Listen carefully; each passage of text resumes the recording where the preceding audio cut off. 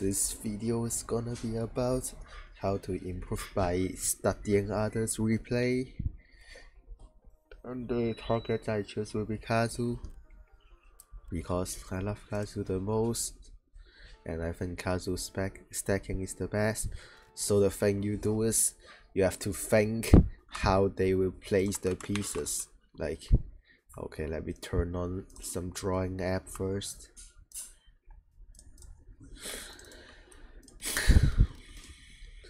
Okay, so you just watch it like you're actually playing it, where you think where will you place the next several pieces. Like, for example, here maybe he'll place like something like this, and then you see what he actually does. Then you can think why he does that and why is that good. Like for this, if he stacked like this is probably more flat, because he can put the S here and he don't want to use two S pieces on the right side. And this is better than what I was thinking about, which is this. So you can learn to be careful about this kind of stuff next time. And you can even do screenshot. This probably what? I don't know whether this is trouble or not. Maybe not.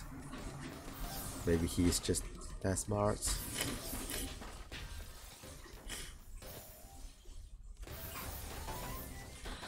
And then you keep keep watching and keep thinking. Like, you don't miss any piece. Like, you really watch it like you're playing, where you have to think about all their placement. Like, I think some people maybe will think like some pieces placements doesn't matter, but actually every placement matters a lot. Because you have to also learn how to stack, but not only the like stacking pattern, like the setups. If you only learn the setups, it's not enough. And no matter he's down stacking or up stacking, every pieces you need to think how is he gonna place them and learn from that.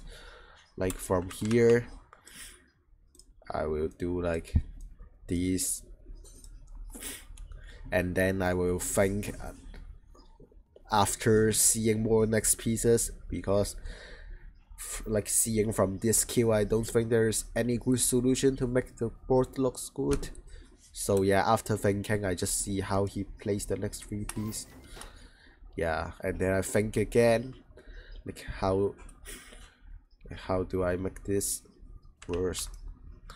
Like this kind of board is also very hard to make them work, and you really need to think about how to do it and learn from Kazu too. I personally will probably just maybe like scheme here and try to stack flat or something, and let's see what he does. Okay, so what he does is, this is actually very smart, is that he used this scheme to create this T shape. So he has set up T-spin here. So I wasn't doing it earlier, but I think you should do this, is that you should screenshot the movements where you did wrong, and then you send a screenshot like before, and you screenshot his solution and your spoiler, so you can think about it again next time. And like sometimes you can even add some words description below to make sure yourself really absorb the stacking concept. Like you can see I have write something below it, but apparently Chinese is my native language, so I write in Chinese. Like for this you can say, because if you continue stacking, it's very uncertain whether you can maintain a flat board or not, because flat board is more important, you always want to maintain it. So skimming is better, because if you skim like this, it gives you a T shape, and this guaranteeing you to be able to stack it flatly. Like the reason why Kazu stacking is always so good is he always makes sure, like, maybe decision other people make is maybe have a high percentage that it can be stacked flatly, but Kazu decision is like what he makes is 100% can be stacked flat or something. Okay, then we can continue thinking. When I see this board, I will think about that C-spin, because the garbage hole is here, right? If I set up here a C-spin, then it can be very good, but the queue seems unable to C-spin, so I will just upstack, like try to think about how to upstack well. And when your board has so many holes, okay, this is not too many, but still, like, it's very hard for you to fill up everything at the same time. So I personally will think maybe I should do this and wait for other pieces to think how to stack up this side too, and let's see how Kazu does. Oh yeah, like the thing is, you're not at a very high back-to-back chain, so skimming is probably better. Then you can remind yourself again whether you should not be too greedy about T-spin, because there's literally garbage hole. Like you can see, even myself makes a lot of mistakes, right? So you can really learn a lot.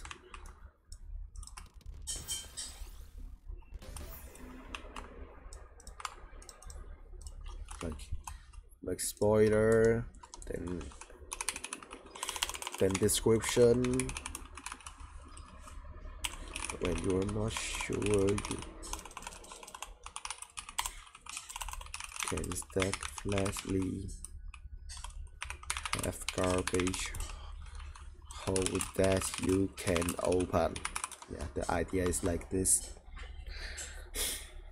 So I will go with like 1 or 2 more example, then I will stop this video, because this video is just telling you how to learn, but I'm not analyzing the pattern in this video. I want to separate them.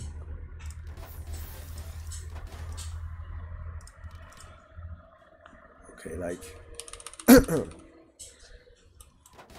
this is the same for what I thought, and for this I think I want to stack up here too, and I also need to stack up here, but it's very hard to do both at once. But this piece queue, is that possible?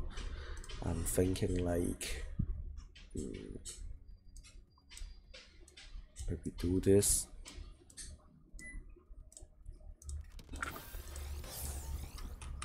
Okay, so you can, like, you see the difference, right? Like even 1 piece difference matters. Then now you can think about what's the difference. The original one I thought was, I think maybe here or something, right? I forgot what I thought, kind of. I just wake up, and you can see if he do it like this, it's like 100% flat, right? And for this T-spin, it's obvious because he can't read this T-spin.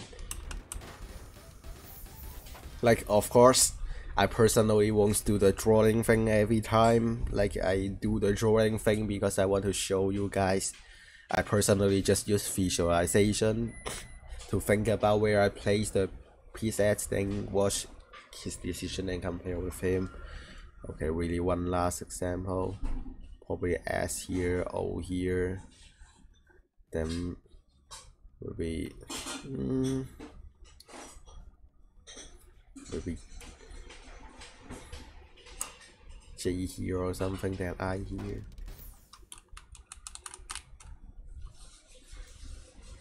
Yeah, if what he does is when he puts the T here first, the board becomes flatter, and he can stance that later anyways. Yeah, so you can just do the screenshot thing and this again. Okay, this all for the video. If I want to talk about some of his concept, I will do a video later.